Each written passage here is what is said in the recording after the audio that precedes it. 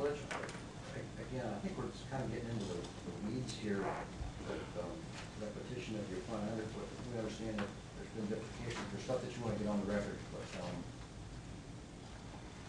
seems to be getting repetitious. I understand what the point is that you're making, so I'll let you do it. But I have a record to protect, so in case this matter goes beyond these walls. So I have an obligation to my client to see that this evidence is put on unless you direct me not to do so.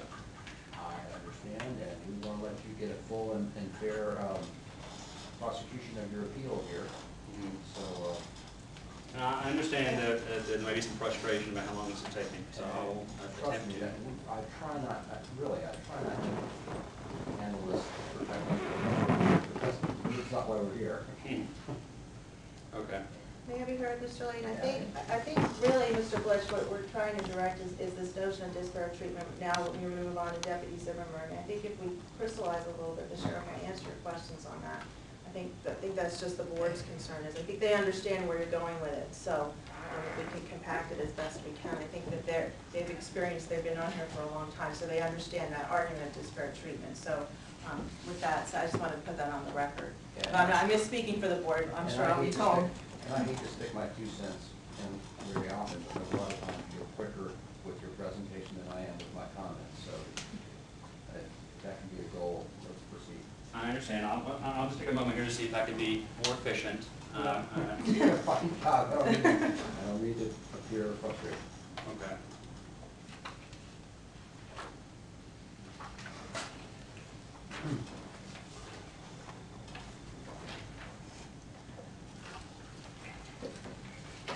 The fact that Mr.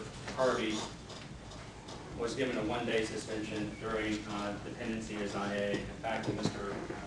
Flesh was on suspension throughout the IA up until the point of his termination, had as a motivating factor Mr. Flesh's background prior to joining the sheriff's office, didn't it? No, sir.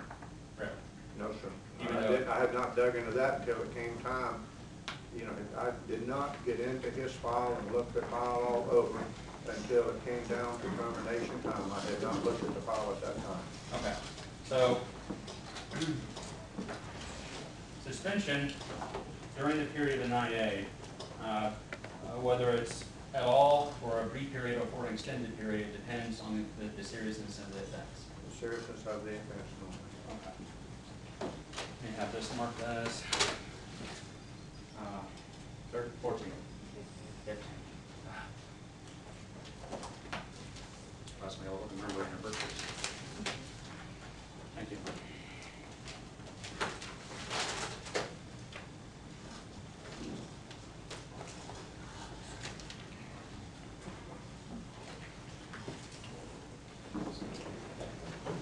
Once again, sir, this is a IA document I received from the Lincoln County pursuant to public records request. I'm representing the IA file regarding Anthony Zimmer. Can you tell me if you have any suggestion that's not the case? I'm sorry, good boy. Do you have any suggestion that's not the case? This document's not authentic? Okay. I have also taken the pains to go through and staple in yellow some tabs where I want to talk about various things. And again, I'll try to be as brief as humanly possible. Now, if you look at the first tab, the first paragraph, you will see that Deputy Zimmer was charged by Ormond Beach with felony battery and child abuse, correct? Yes, sir. And this, these charges arose out of a party that was held either at the home of Mr. Zimmer or one of his fellow deputies. Is that right? His home, I believe. It was his home? Okay. His home. And it was your understanding from the IA, and you read the IA before you imposed discipline on Deputy Zimmer, did you?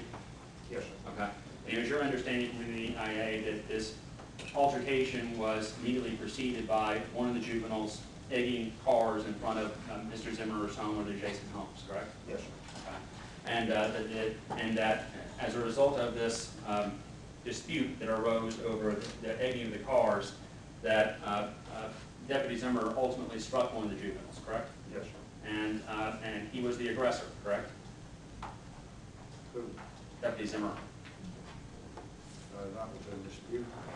Okay, well, the IA found him. I'm talking about when it first came up, it was in dispute. When it first came up, it was in dispute.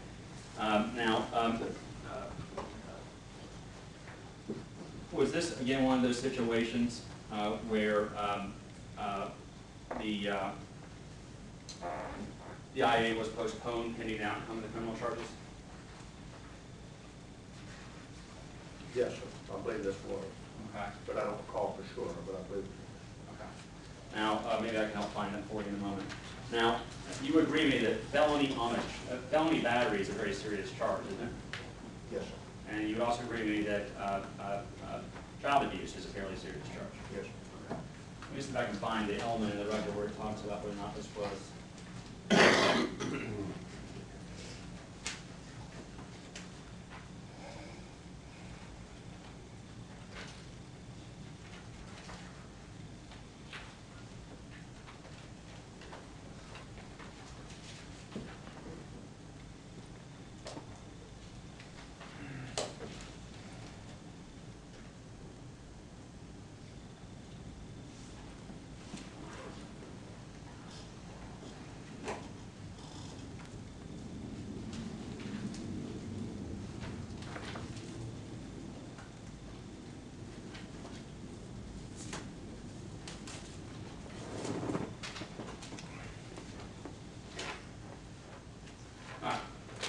If you look at the first page of the IA report, we can see at the very first page of the IA report here, dated August 3rd, dated at the top August 13, 2010.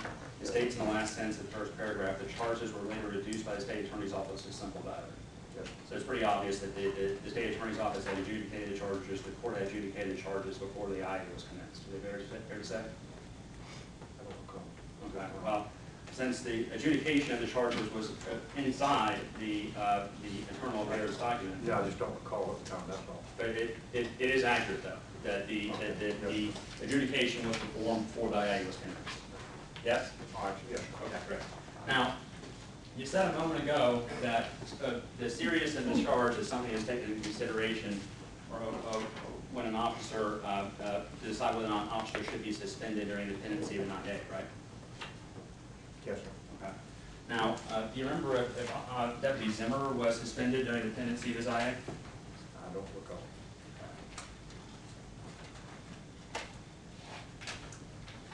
Let me direct your attention to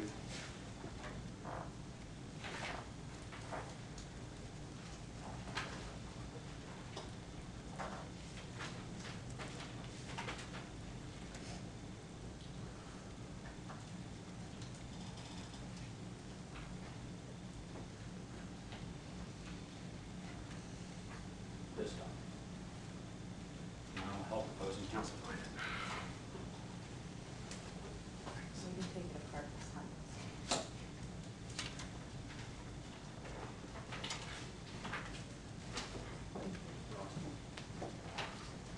And this is, I lost my place.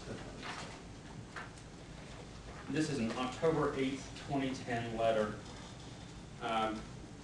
provided, or memo rather, provided by Deputy Zimmer to Chief Lee, correct? You see it? Are we on the same page? Yes, sir. Okay. I said, I think, yes, sir. And it's a notice of internal investigation. And you see in here that there's no reference to him being suspended with pay, or without pay, is there?